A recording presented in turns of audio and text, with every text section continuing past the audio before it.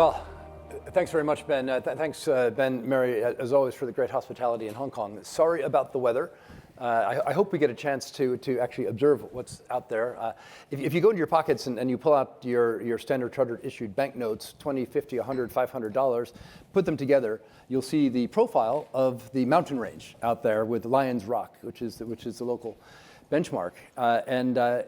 If we get a sunny day later today, you'll be able to see it out there. If you don't, then you can just go into your pockets, take out your banknotes, leave them on the desk when you leave, and that will have been your small contribution to our event. We are super excited about what we're going to do here today. And before we get into the cut and thrust, I just wanted to hit a couple of things that we hope you take away from this, because it will resonate throughout each of the discussions that we have, we hope. First, that Standard Chartered, wherever we've come from, and we're going to spend a little bit of time on how we got to where we are, is a growth company.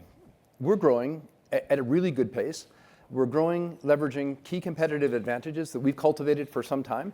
We've been investing into those. We focus our strategy on those growth opportunities, and we would like that to come through a little bit more clearly. Of course, you see it in financial targets, getting to 18% return on tangible equity by 2030. Obviously, we have to grow to get there, but we want to explain how we're going to grow, why we're so confident that we can deliver that, and what's structural and differentiated about our bank. Second, we want to underscore the degree to which we have shifted our business mix very much with that growth and exploitation of those competitive advantages in mind. We're a very different bank today than we were 5 years ago or 10 years ago.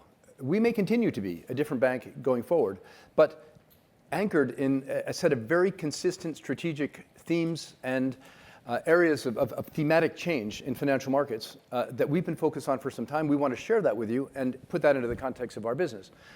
And third, we'd like to build your confidence in the same way that our confidence has been built, that our consistent track record over now a good period of time positions us very well to deliver on the rest of the plan that we're talking about. So those are just three sort of high-level thematic things that I want to call out up front, and hopefully we'll be able to point to what's really going on to support each of those statements as we go through the next couple of days.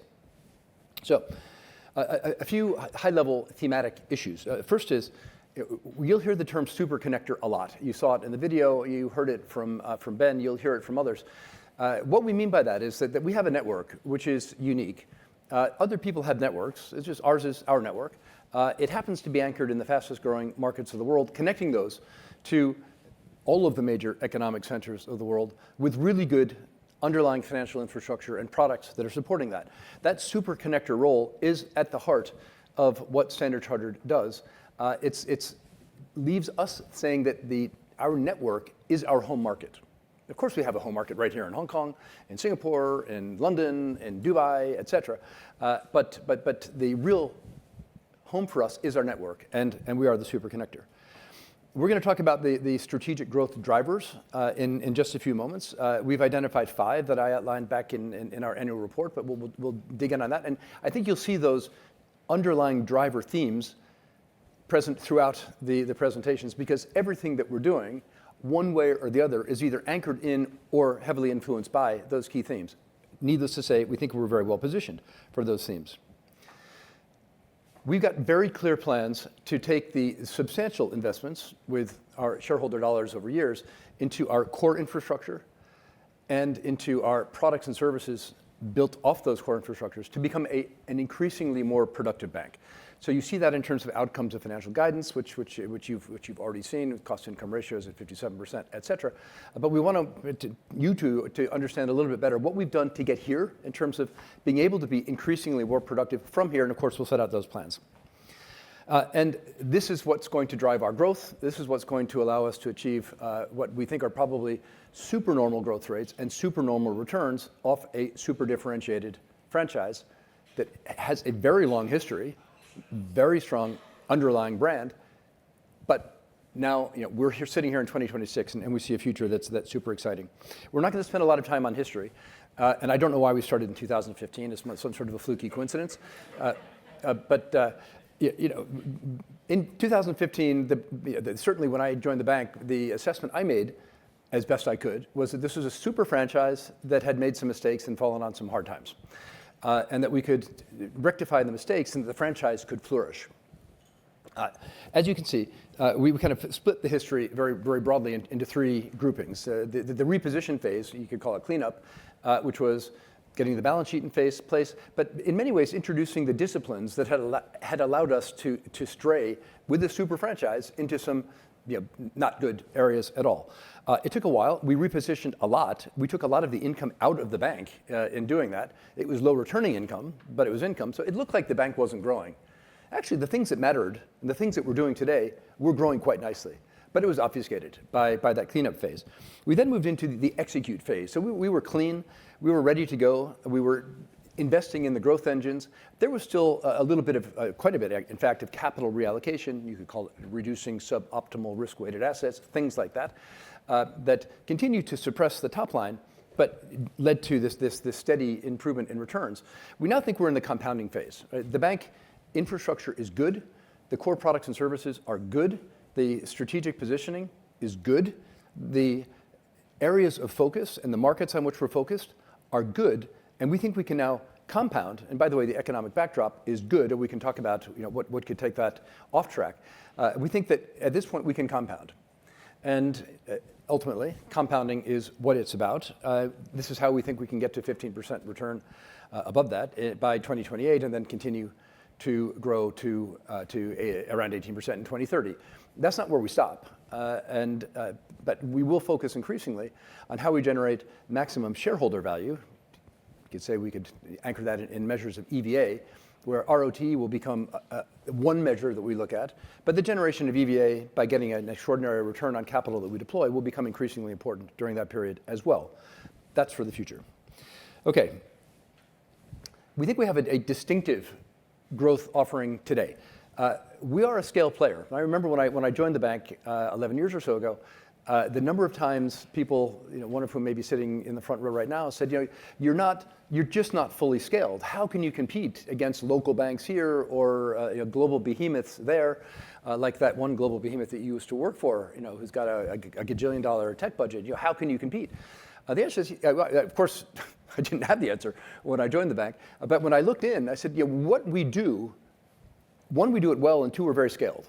To be the number 2 transaction bank in Asia, to be the number 2 global trade bank, period, to be the number 3 wealth manager in Asia with the fastest growth, right? It's not just that we've got the size, we're also outperforming in terms of growth. How can that be for a bank that's not the same size as others with whom we compete? It comes through focus. It comes through focus. It comes through, and you'll hear Noel and Tanuj talk about this quite a bit, the fact that we've converged onto technology platforms that are almost uniquely uniform for a global bank across the world, which allow us to actually be more effective in these areas where scale is important.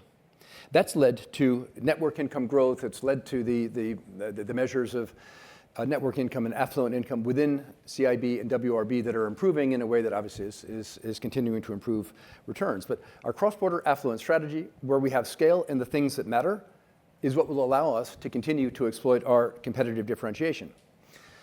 We're also quite diversified, not because we chose to be diversified. I'm one of these corporate finance theoretical people who thinks that diversification in its own right is not so valuable. We have a diverse combination, whether it's by income type, interest income, non-interest income, whether it's by geography, whether it's by the product type. We're quite dispersed. Why? Because our customers are highly sophisticated. Whether they're cross-border multinational corporations or governments or financial institutions or affluent individuals, they're sophisticated. They have multiple and deep and sophisticated banking needs, and we've met those needs over generations in many cases, which has led to a dispersed business model, which is somewhat differentiated. It's also diverse, which is helpful because there are cycles that move in different ways, and I think this builds a resilience together with our much stronger balance sheet, and we'll talk about that in some detail. This allows us to continue this growth at a supernormal rate. Now, these 5 themes you'll see sort of weaving throughout the sessions that we have. I covered these in the annual report in a little bit more detail if you want to go back for reference. But we took a step back as a team and we said, what are the thematic areas of change in financial markets that are relevant for us. Are we positioned for these? If not, what are we going to do to address that? This just didn't come up in February of 2026. We've been working on these for years, but we thought it was helpful to put this down into a single schematic and then explore these themes in some detail. I'm going to cover each of these in turn on the following pages in the slide deck, but the emergence of a multipolar, multi-aligned world, we all know what that means. It's a fact. Threat or opportunity? The answer is yes, but we've been investing in being the superconnector in a fragmented world, solving the complicated client problems, which is driving our outperformance in network income growth, right? It's nice to talk about themes. Where's the money? The money is, you see it. That's what's driving the growth in Standard Chartered. The digital transformation, this is not, customers want to do their banking online. That's one small part of it. The financial infrastructure is changing fundamentally into digitized money and supporting agentic commerce, all of which is very early stage. We've been investing in this for 7 years. It's going to happen. Like, mark my word, it's going to happen. It will happen slower than we think for a little while, and then much faster than we think. We're right at the inflection point, in my opinion. You'll all have your own views. We're positioned for that. This, to us, will be one of our biggest opportunities. Getting it wrong could be one of the biggest threats. Obviously, we think we're well positioned. The changing role of banks in the economy. You know the stats. We'll go into the shift of capital from banks to non-banks. Threat or opportunity? Yes. We position ourselves overwhelmingly as a bank that's going to be servicing the non-bank sector. We always have. We will continue to. It's a huge area of growth for us. It's been a big driver of the improvement of our returns. Rising wealth participation, I don't need to tell you here. Ben's comment about the real estate up the road being more expensive than anywhere in the world is a reflection of the fact that this is a very attractive destination for wealth to congregate. And thankfully, we have an extremely strong position to receive and help manage that wealth, as well as Singapore, as well in Dubai and the UK, and we will continue to expand that business. And we'll explore those trends in some detail. And the transition economy, which people aren't talking about as much as they did, we are, because we're continuing to grow our sustainable finance income line at a rate that's faster than the rest of the bank. And that's because the clients that we serve are increasingly focused on executing their own transitions. That will accelerate with the disruption in the Middle East and higher energy prices. So this is not a flash in the pan. This is not a political fad or political correctness. This is money, and we're doing a good job. By the way, the fact that we're doing the right thing and are a thought and action leader really helps us to attract good people and retain them. And then when we can make money on top of that, nirvana. Okay, looking at these themes in turn, we're not going to go slavishly go through these slides, but the multi-aligned, multipolar world, which in our case substantially means very strong anchor in Hong Kong and China, very strong anchor in the US, given our leading position as a US dollar clearer, very strong position in South Asia, ASEAN, Middle East, Africa, and an increasingly strong position with clients in North America and Europe. That's our network. It is fragmenting at almost every fissure point, and makes transaction flows harder on the margin. It makes regulation fragmented, which means duplication of underlying services and capabilities. We see that the underlying trend is a positive one. So Asia Pacific is becoming an increasing percentage of GDP and global trade. We've obviously seen that China continues to be a major and growing exporter. At the same time, capital controls are actually going down, not going up. So Ben will talk in some detail, and I think quite insightfully when we get to that session on Thursday about why the opening up of China in particular we think is inexorable, and why it's actually in the Chinese policymakers' interest. How are we positioned for that? Our transaction banking role, our leading role as an RMB bank globally, number one in 20 markets, leading FX and FM cross-border dealing capability, Bond Connect, Stock Connect, Wealth Connect. These are all positions where Standard Chartered is a leader in connecting across the fragmented world to the advantage of ourselves and our shareholders. The digital transformation, we can talk about a couple things. One is, I will proposition, as I have many times, and you've heard me say it, that the blockchain-based settlements are inevitable for much of what happens in financial markets. It's cheaper, ultimately. It's easier. It's more transparent. It's 24/7. It's real time. The underlying money is in contracts are programmable. That's all sort of good stuff in and of itself. The game changer and the accelerator of this trend to digitization of money will be AI and agentic commerce. The agentic commerce meaning agents are executing with agents. That's already happening in many securities markets. Look at Jane Street and Citadel's financial results. That's agentic commerce in writ large. AI enabled, low latency, 24/7 core infrastructure. We can go head to head with those guys. We're not making their P&L. That's the next objective, but that would take us well beyond 18% ROTE. We are completely focused on serving our customers in the agentic commerce world. We've been investing in this trend for 8 years. And when Alex and I first started talking about investing in digital assets with a market maker and a custodian and a tokenization engine 8, 9 years ago, I don't think we had agentic commerce in mind specifically, but we knew that this was a super powerful tool that we had to understand well as a bank. We built capabilities, we built those capabilities in the bank. You can see that we're 20% market share in the minting and burning of USDC. We're the third largest minter and burner. Minting, but minting and burning is the conversion from fiat to digital, digital to fiat through USDC, which is the most consistently used stablecoin in compliant markets. The number one and number two are crypto native companies. Most stablecoin activity is confined to the crypto world today.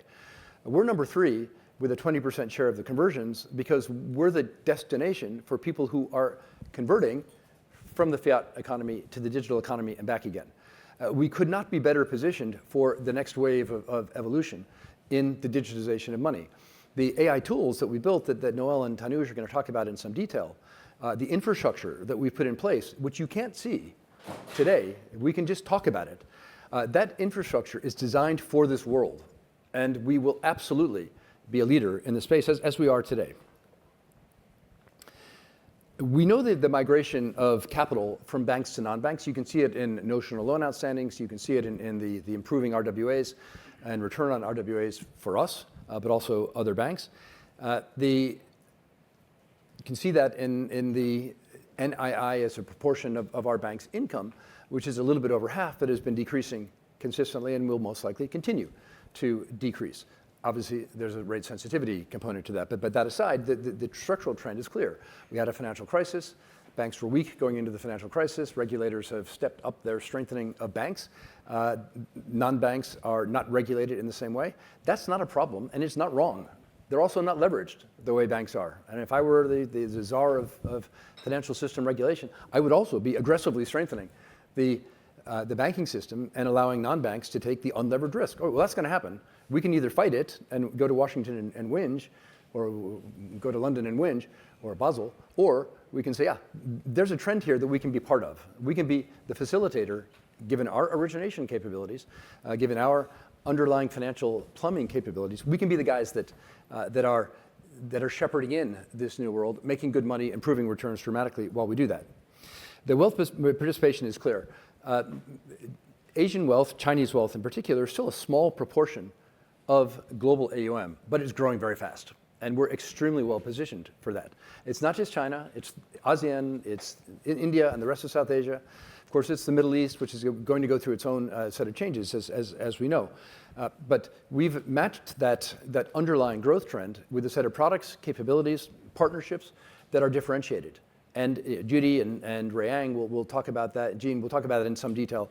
I don't want to get into too much on this, other than to say we are 100% behind this trend and have been for a couple of decades. Right? This one preceded me by quite a bit, but we're definitely into acceleration mode. And full credit to the team for having done that.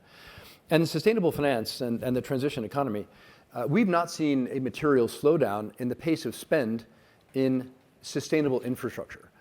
That is actually going to increase now with the price of oil at $110 a barrel and the price of a PV cell pretty much unchanged. It's pretty obvious where the incremental power generating dollars are going to go. And by the way, those PV cells are local. They're not going through the Straits of Hormuz or anywhere else. So the underlying economics are very compelling, but the policy objectives are also clear in most parts of the world. In our markets, there's been no pulling back. In China, there's been no pulling back on sustainability investments. In India, South Asia, no pulling back. And we're capitalizing on that with the increasing income. So these measures here they're outcome measures. We focus on the changing role of banks that has the effect of reducing our NII as a percentage of income, increasing our non-NII as a percentage of income.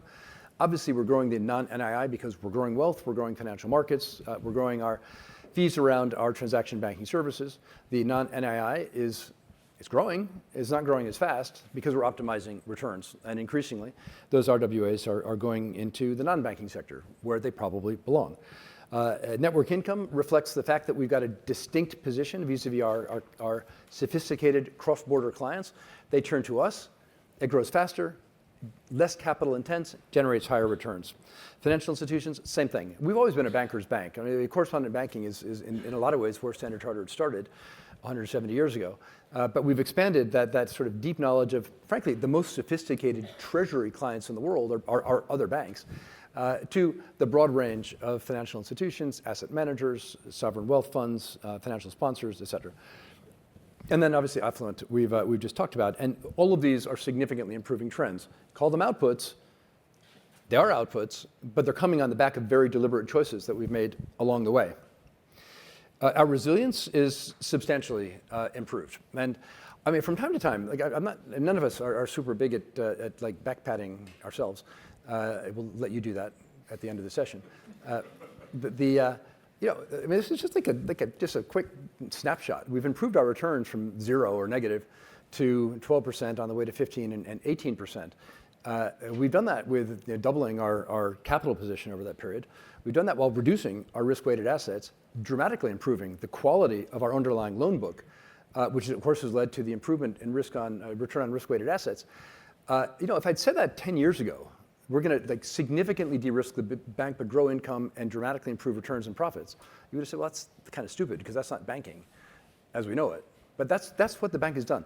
Not because we set out to do it, because we just kind of looked and talked to clients every day and said, what do you need and what are you going to pay us for? I mean, we're quite mercantilist as well.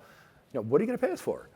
And so we're not going to pay you for your money because it's undifferentiated. We are going to pay you for all these interesting products and services where you're somewhat unique. Of course, we invested heavily in those products and services. We invested with your money, for which I thank you. But we're getting a good return on those investments, and we're much more resilient than we are today. Now, Manus will talk about this in some detail, but as over the past several years, obviously when we were going through the cleanup phase, the reposition, we weren't paying dividends, we weren't buying back stock, and we were conserving capital to reposition the bank. We began, the stock price was quite cheap in our estimation. As we entertained shareholder returns, we focused on buybacks. We introduced a dividend a little bit later, still skewed to buybacks. We're now sitting with a stock price that's higher than it was. I won't say where it is relative to fair value. We think there's still tremendous value in our stock. We're very happy to buy that stock.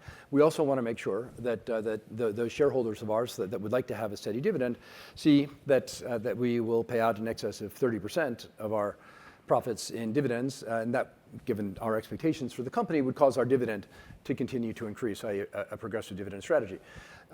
When we think about what the balance is now going forward of what are we going to do with our capital, the substantial and increasing capital that we're generating, we will continue to invest in our business first and foremost. We're getting a very good return on organic investment in each of the strategic areas in which we focus.